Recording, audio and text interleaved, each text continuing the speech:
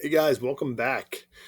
We just got done spending a good amount of time figuring out what a greatest common factor is and how do you factor something with the greatest common factor. Well, today we're going to enter into a new part of this factoring unit where you're given a polynomial that doesn't have a greatest common factor. Yet, someone's still going to expect that we can figure out the two things that multiplied to become it. We're still expected to be able to factor this thing.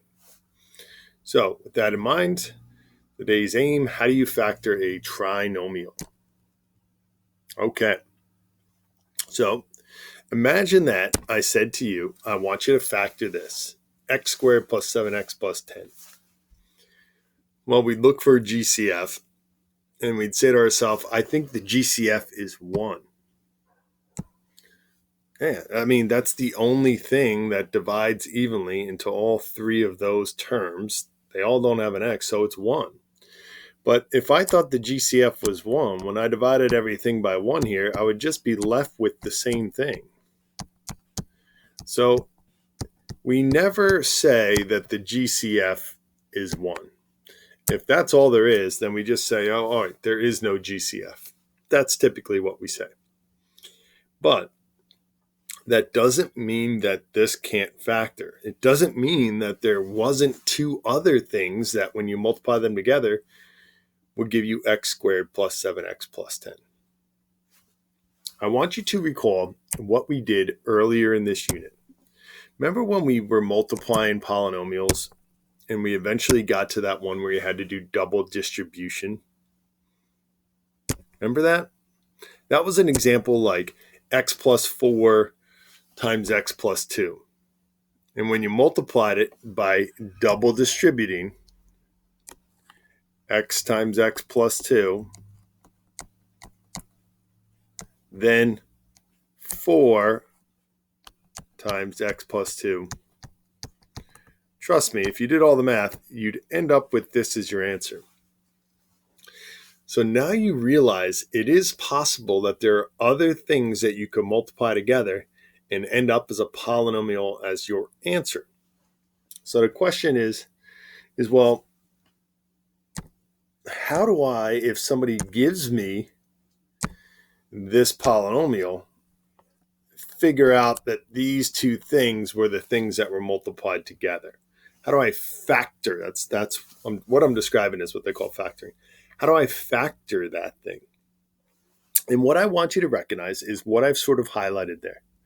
Look at those two numbers that I've circled in our factors. These are called our factors here.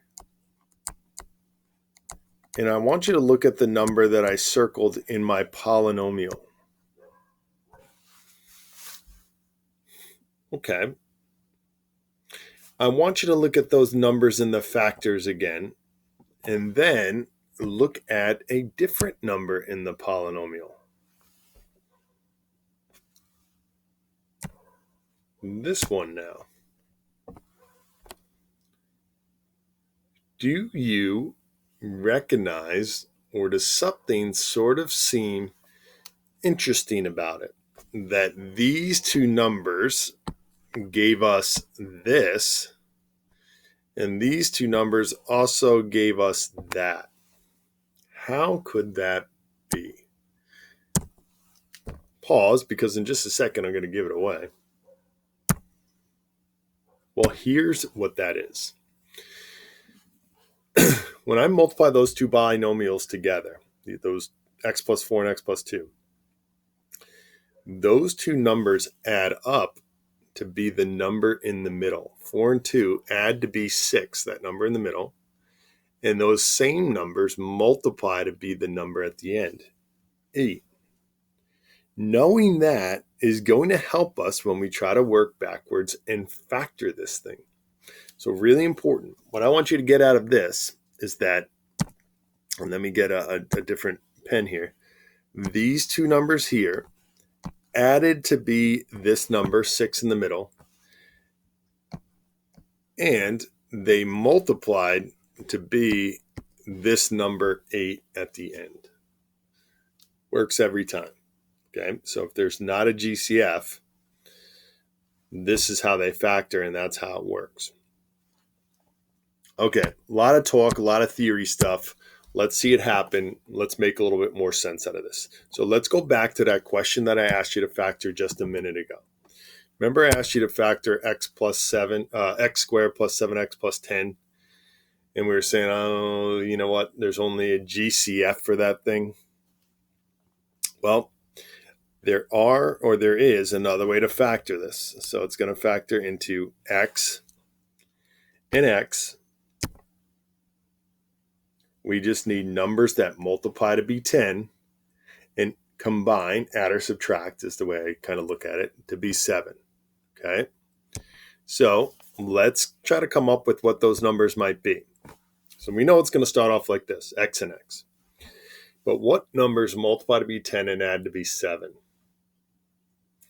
Now, if you're stumped, think of all the ways there are to multiply to be 10, because that's going to be a limited amount of numbers. So I'm thinking 1 and 10 and 2 and 5. If I need to, I can even write that over on the side. Ways to multiply to be 10, 1 and 10, and 2 and 5. Well, 1 and 10 can't add or subtract to be 7, so it's not that. It's got to be 2 and 5. It's got to be. 2 and 5, yes. If I use 2 and 5, 2 and 5, if they're both positive, so now let me give them positive signs, would add up to be 7. And I've just factored. My factors are x plus 2 and x plus 5. There you have it. Those numbers multiply to be the number at the end, 10, and combine to be the number in the middle, 7. Okay? And one way to test it is you do what I call the smiley face. There's the nose. 2 times x is 2x. There's the smile. 5 times x is 5x. Do 5x and 2x combine to give me 7x? Yes, they do. Okay, so that works. All right, let me get rid of all my drawing, and let's do 2 more together just to make sure you got the hang of it. Then you can stop the video and go ahead and practice your homework. All right, check this one out. X squared plus 9x plus 20. So look for a GCF. The only GCF is 1, so there really isn't one. All right, so it multiplies to be x squared. So that means it's got to start off with x and x. Okay. Now, the numbers I choose have to multiply to be 20 and combine to be 9. So maybe just on the first one, why don't I just list all the ways to multiply to get 20? 1 and 20, 2 and 10, 4 and 5. I don't think there's any others. Now, of those pairs of numbers, do any of them add or subtract to be 9? Well, 1 and 20 don't. 2 and 10 don't. It's got to be 4 and 5. Now, how do I make it positive 9 if they're both positive? So x plus 4 and x plus 5. Now, you'll see in future lessons that they're not always both positive. They may not always even be the same sign. But for now, since it's our first day learning, we'll keep it that way. I was just about to say, does anybody have any questions? But there's no audience, so. All right, last one. Here we go. X squared plus 8x plus 15.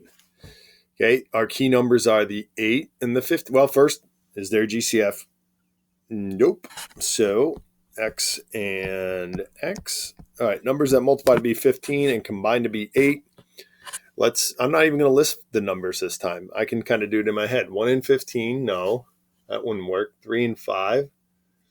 Yeah, that's it. So x is 3 and 5. To get them to be positive 8, they both have to be positive. Do I want to check it with the smiley? Okay. 3 times x is 3x. 5 times x is 5x. Do 3x and 5x combine to give me 8x? Yes, they do. That's the special pair of numbers. That's factoring a trinomial.